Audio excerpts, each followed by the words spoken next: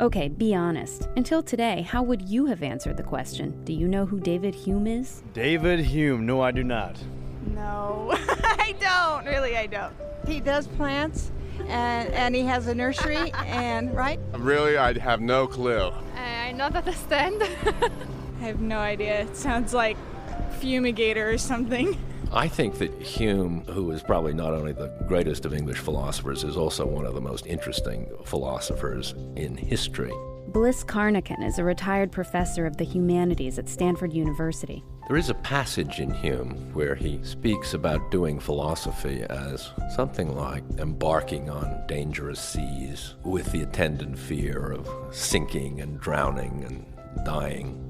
He talks about dealing with this by coming back to the world of ordinary experience, the world of ordinary human exchange.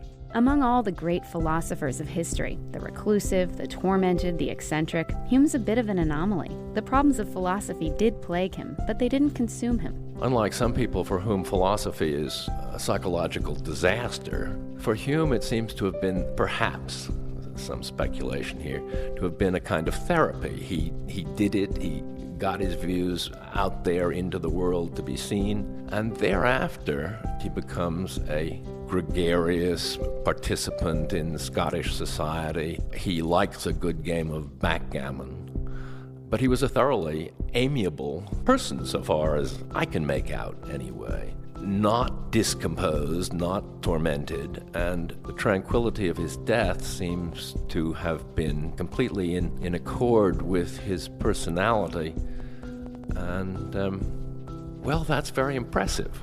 Carnacan tells a story about Hume in the 18th century biographer James Boswell.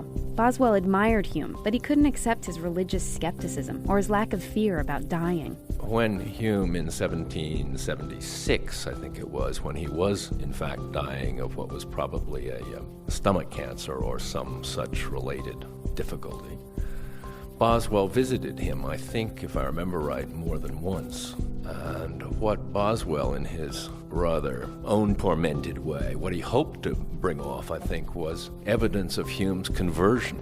But Hume disappointed him thoroughly by staying not only tranquil but also resolute to the end in his belief that an afterlife was not going to happen. And Boswell had to swallow his disappointment as a result.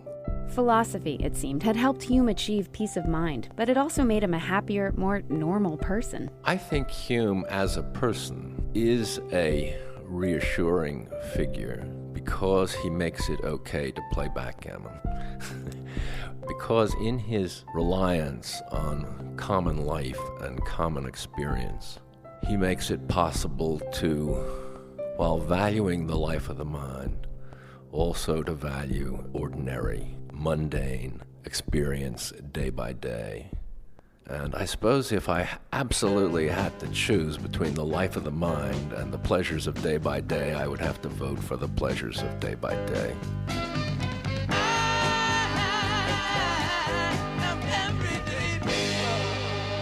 For Philosophy Talk, this is Amy Standen.